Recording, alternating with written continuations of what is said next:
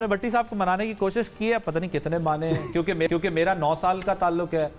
क्लासरा साहब ने 29 साल का बताया, न्याजी साहब ने भी बहुत तवील अपना ताल्लुक उनके साथ सवाल करें सर, सवाल करें सर। मैं माजरत चाहता हूँ आपको उस वक्त सिंपल ये, पहले आप ये बताएं आप राजी हो गए? हाँ हाँ बिल्कुल। शुक्र है क्लासरा साहब स्टूडियो में मौजूद थे, नहीं तो आज आपने राजी होने में भी घंटा लगा दिया। मैं इसको 2-4 बातें कह सकता हूँ, बाकी तो किसी की बात नहीं। ये बात ठीक है। आपके ख्याल में पीटीआई बंद गली में चली गई है, जिस तरह न्याजी साहब ने या क्लासरा साहब ने बात की? आपके ख्याल में नहीं, पॉलिटिकल ऑप्शंस उनके अब खुले हैं जाके, पहले तो वो फिर भी कोई ना कोई मैनेजमेंट कर लेते थे, अगर ये इलेक्शन हो भी गया तो वो पॉलिटिकली अपनी स्टैंडिंग स्ट्रॉन्ग करेंगे। Your take on. देखिए, दो चीज़ें हैं। आपने एक तरफ एक रुख किया कि इमरान खान साहब के फैसले, इमरान खान साहब की सियासत, इमरान खान साहब की पार्टी, पाकिस्तान तहरीक इंसाफ, और कल, आज और आने वाला कल। दूसरा भी इसका रुख है। दूसरा रुख है कि शुक्रिया अदा करें इलेक्शन कमीशन साहब बहादुर का, शुक्रिया अदा करें, यानी मुतनाज़ तरीन हालात, मुतनाज़ तरीन इलेक्शन कमीशन, मुतनाज़ फ़ैसलों वाला इलेक्शन कमीशन, मुतनाज़ तरीन ब्यूरोक्रेसी, मुतनाज़ तरीन निगरान हुकूमतें, और शुक्रिया फ़ायज़ इसाक़ काजी बेंच का, जिन्होंने वो एक ऐसा फ़ैसला दिया जो तारीख़ के कूड़ेदान में सबसे ऊपर पड़ा होगा। और अब वो ज़ाहिर है, जब इस तरह के 9 मई, ना इस मुल्क में पहले कभी 9 मई हुआ है, ना जो कुछ तहरीक इंसाफ के साथ हो रहा है वो हुआ है। 3 फैसले हैं जो अभी भी, आज भी मेरा ख्याल है, इस पर हम कई बार बात कर चुके हैं कि उनको तहरीक इंसाफ को हमेशा हॉन्ट करेंगे जब तक दोबारा वो किसी इस क्राइसिस से नहीं निकलेगी। एक, कौमी असम्बली से निकलना, दूसरा सूबाई असम्बलियाँ तोड़ना, और तीसरा फ़ौज से लड़ना। ये वो 3 फैसले हैं जिसकी वजह से वो यहाँ हैं। लेकिन यहाँ अब उनके पास क्या, आपके पास ऑप्शन रह जाते हैं क्या? आप ऑप्शन, किस ऑप्शन की बात करते हैं? यहाँ तो सर्वाइवल की जंग है, पार्टी ख़त्म हो गई है ना। फ़ायज़ इसाक़ काजी बेंच ने तो पार्टी ख़त्म कर दी ना, टेक्निकल नॉकआउट कर दी। अब ऑप्शन क्या है?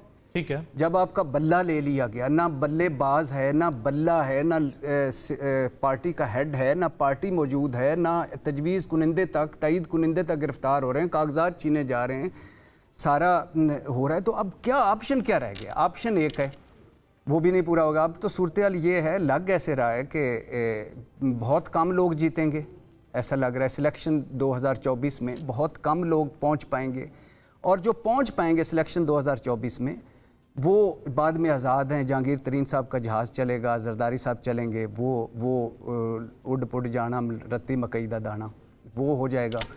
तो आपके ख्याल में क्या खान साहब दीवार के पीछे नहीं देख सके कि मेरी इन तमाम मूव्स का ये नतीजा? देखिए, जैसे पॉलिटिशियन है ना, वो सोचता है, प्लान करता है कि मैं बंद गली में जा रहा हूँ, मेरे ये ऑप्शंस एग्जॉस्ट हो गए हैं, मेरे ये रास्ते अब नहीं बचे, मुझे नई स्ट्रेटजी बनाना पड़ेगी। वो तो खुद स्पोर्ट्समैन है, क्रिकेट में होता है ऐसा, आप नई प्लानिंग करते हैं, फील्डिंग नई बिछाते हैं, नए तरीके से, नई एनर्जी से आते। तो आपको ऐसा नहीं लगता कि वो तमाम ऑप्शंस जो वो इस्तेमाल करते रहे, उन्हें कहीं भी ये नजर नहीं आया कि मैं इस नहज पे पहुंच जाऊंगा? या आप समझते हैं ये बिल्कुल ऐसी कोई प्रेसिडेंट ही नहीं थी पाकिस्तान में जिसको सेट कर दिया गया, जिसकी वजह से वो फंस गए, वरना उनकी पॉलिटिक्स ठीक थी? नहीं, गलत फैसले थे। मैंने कहा ना, 3 मेजर फैसले थे, इसके बाद संभले ही नहीं। इसके बाद वो जैसे होता है रोलिंग स्टोन, बस वो चलता गया, चलता गया। आपके ख्याल में फिर वो एक नाकाम पॉलिटिशियन साबित हुए?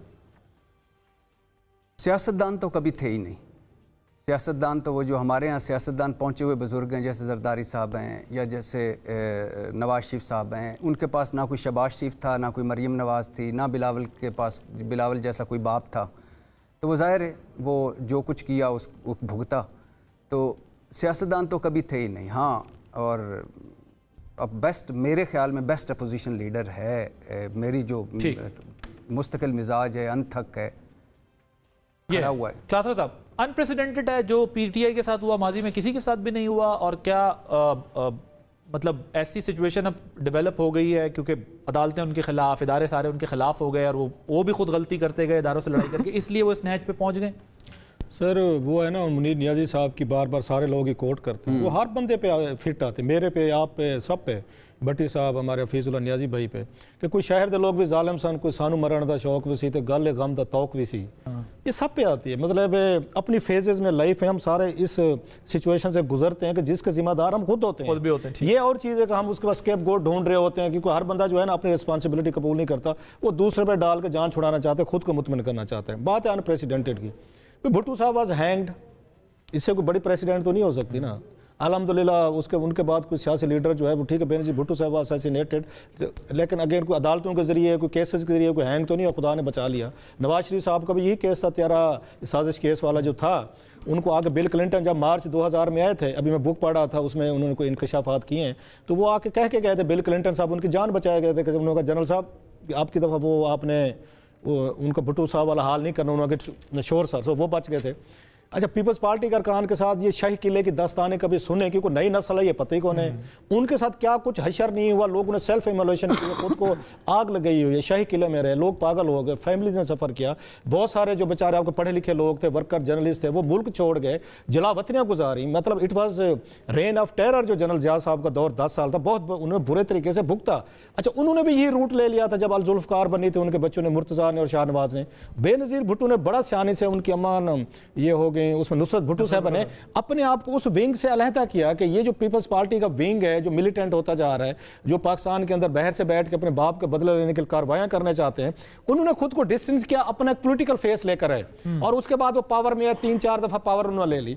अच्छा, इससे पूरी की पूरी सब पार्टीज गुजरी, एमक्यूएम भी गुजरी है, आपको सामने है कि एमक्यूएम के साथ भी यही था, मिलिटेंट विंग से वटएवर, लड़ाई झगड़े मार कुटाई कत्लो गारत, उसके बाद एक नया फेस आया। अच्छा, इसी तरह हमने देखा नवाज शरीफ साहब का था, जो पहले वाले दौर थे, लड़ाई झगड़े 12 अक्टूबर के बाद, उन्होंने भी अपने आप को जाकर पॉलिटिकली तौर पर एक अपना फेस रखा।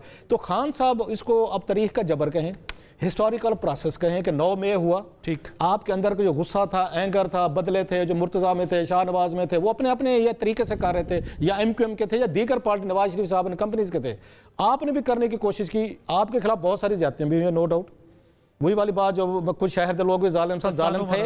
यस, फिर आपको पॉलिटिक्स में खुद को बचाने से, मैं लास्टली, आपके बच्चे, आपके पढ़े लिखे शहरों का वोटर जो है ना, गुरीले वार की ट्रेनिंग लेकर नहीं है। मेरा बच्चा अगर इमरान खान साहब का सपोर्टर है, won't see him in the jail in the evening के वो गया है, किसी की गाड़ी को आग लगे, किसी का घर जला दिया, किसी को मार पीट आया है, कोई हमला करके आया है, वोंट सी, मैंने भेजे तो खान साहब पे ट्रस्ट करके भेजे कि बच्चा जैसे मेरा गया है ना, एक पीसफुल पढ़े लिखे उस प्रोटेस्ट के बाद घर वापस आएगा, मैं जाकर उसकी जबान उन्होंने अपना नहीं, खान साहब का मेरा ख्याल है मई वे और हाईवे, उन्होंने गुरीला वार वाला कंसेप्ट लिया है। मुझे एक चीज नहीं समझ आती, जब पावर पॉलिटिक्स में थे, यानी पावर में थे, उस वक्त तो वो हर किसी के साथ मैनेजमेंट कर लेते थे, वो एमक्यूएम को क्या कहते थे उनसे भी की, काफ लीग को क्या कहते थे उनसे भी की, मोनोसिलाई से तो बात ही नहीं करते थे कैबिनेट के अंदर, से बात उनको भी अकोमोडेट, लेकिन इस स्टेज पे वो इतने रिजिड क्यों हो गए? न्याजी साहब, एक तो ये जो मियां साहब नहीं आ रहे जलसे, कैंपेन उस तरह नहीं कर रहे, मरियम साहिबा कर रही हैं, और ये जो पीटीआई की जो पॉलिटिक्स है जिस स्टेज पे चली गई है, जहां पर इस वक्त आपने पहले भी इसका खैर जिक्र कर दिया बात का, लेकिन क्या मियां साहब की तसल्ली की रीजन यही है कि ठीक है, एक पॉलिटिशियन ने अपना काम मुकम्मल तौर पे खराब कर लिया है, फिर लेगेसी या उनके पास कोई ऐसे लोग नहीं है जो उनको चला सके, जैसे फैमिली में भुट्टो साहब की बीबी ने चला ली, या मियां साहब के जाने के बाद मरियम साहिबा ने उनका वो कर लिया, तो इनके पास कोई बैकअप भी नहीं है, इसलिए मियां साहब तसल्ली में, ठीक है इलेक्शन निकल जाएगा किसी ना किसी तरह। मेरा ख्याल है कि अवाइद साहब जो मियां साहब की जो सोच का जो थिंकिंग जो प्रोसेस है, मेरा ख्याल है कि इस वक्त जितने सियासतदान हैं पाकिस्तान में, उनमें सबसे मैच्योर है। मेरे नज़दीक उनकी जो फ़िक्र फाका है वो 2-3 मद्दों में होगा। पहला तो ये होगा कि वो जेन्युइनली समझते हैं और वो कॉम्प्रिहेंड करते हैं कि पाकिस्तान जिस सूरत हाल दो चार है ये गैर मामूली है और से निकलना जो है आलमोस्ट नामुमकिन है। मैं तो कई दफ़ा कह चुका हूँ कि इमरान खान साहब, नवाज शरीफ साहब, जरदारी साहब, जनरल आसिम मुनीर साहब, काजी फाइजा साहब सारे मिल के भी निकालना चाहें तो इस वक्त नहीं निकल सकते, क्योंकि आप एक वक्त में फसल बोते हैं और फिर एक वक्त में काटते हैं। जो कुछ 2014 में हमारी एस्टेब्लिशमेंट ने कारनामा हाय सारा अंजाम दी और जिस तरीके से मुल्क को चलाने की कोशिश की, और जिसके तसलसल में फिर इमरान खान साहब लाए गए, फिर जिसके तसलसल में इमरान खान साहब को हटाया गया, जिसके तसलसल में हम गालम गलोच, तो बड़े आसान है इलेक्शन कमीशन वालों को गालम गलोच देना, लेकिन हर एक को पता है कि जी अगर कोई चीज़, अगर कोई खुदा ना खासा इलेक्शन कमीशन वाले को गलत बात कर रहे हैं तो असल जिम्मेदार कौन है। लेकिन हमारी ज़बानें गंग हैं, हम कह नहीं सकते, क्योंकि जो बंदा मस्कीन है उसमें तो गुस्सा आ सकता है, लेकिन जिसके हाथ में डंडा है उसमें तो गुस्सा आना भी नहीं चाहिए। मुझे तो नहीं आता। इस वक्त क्राइसिस दूसरा जो मियां साहब का ये है कि मियाँ साहब जो है उनको 8 फरवरी के इलेक्शन के बारे में उनकी मैंने एक एपैथी देखी है, एक उनका डिसइंटरेस्ट था, अदम दिलचस्पी देखी है। और ये वजह यह है कि मियाँ साहब ने 6 इलेक्शनों के पिछले 100% टिकट दिए हैं। इन जमातों को 3-4 को टिकट देने का बड़ा तजर्बा है। होता हर दफ़ा 10, 15, 20 सीटों की ऊपर नीचे हर दफ़ा कोई ना कोई गड़बड़ हो जाती है, कोई छोड़ जाता है, कोई नया आ जाता है। लेकिन ये इंटरव्यू उन्होंने आज तक कभी नहीं किए। 88 में और 90 में वैसे इन्वॉल्व थे, लेकिन 93, 97, 2000, 2002, 2008, 2013, 18 मियाँ साहब ने टिकट दिए हुए हैं। कभी देखा आपने ऐसा बोर्ड लगाओ और ऐसे के इंटरव्यू हो रहे हैं और पंजाब के, तो ये उससे और उनकी बॉडी लैंग्वेज, फिर वहाँ पे उन्होंने एक नया तरीका ईजाद किया, वहाँ से कोई मैसेज भी देते रहे। वो मैसेज ज़रा हम सारे लोग गौर से सुन लेते कि वो बातें हमारे से नहीं कर रहे थे, वो बातें जनरली उन लोगों से कर रहे थे कि जिन लोगों से जो पाकिस्तान के को ठीक कर सकते हैं या गलत कर सकते हैं या इन्वॉल्व हैं। और तीसरी जो चीज़ है मियाँ साहब की, ये है कि इस इलेक्शन के अंदर ये बात तय है कि जूतियों में दाल बटनी है। ये इसी तरह होगा जैसे 2018 में इमरान खान साहब को, ये भट्टी साहब जानते हैं, जब हम कवरेज दे रहे थे जियो की, तो 3-4 दिन पहले हमारे तक खबरें आ गई थी कि इमरान खान साहब को 110 से लेके 114 तक सीट्स मिलेंगी। हमारे पास तो ना भट्टी साहब के पास जिन थे और मोकल थे, ना मेरे पास जिन और मोकल थे। लेकिन ये बात हमारे सारे जियो के सारे चौगाजी, सोहेल बड़ाई साहब जैसे, शाहजेब खानजादा, सलीम साफ़ी, ये सारे तल हुसैन साहब सारे बैठे थे और ये कहते थे 110 से 114 सीटें जो हमें बताई गई। तो इस तरह मियाँ साहब को बता दी गई हैं। बता दी गई। आखिरी बात यह है कि इमरान खान साहब मुकम्मल जो है ना इस वक्त मुकम्मल इनकैपेसिटेट हो गए हैं, बिल्कुल फारिग हो गए हैं। और जो बंदे जीतेंगे, ये बात लिख लें कि उनके 80% लोग जो हैं वो इस्तेकाम में पाकिस्तान पार्टी में जाएंगे।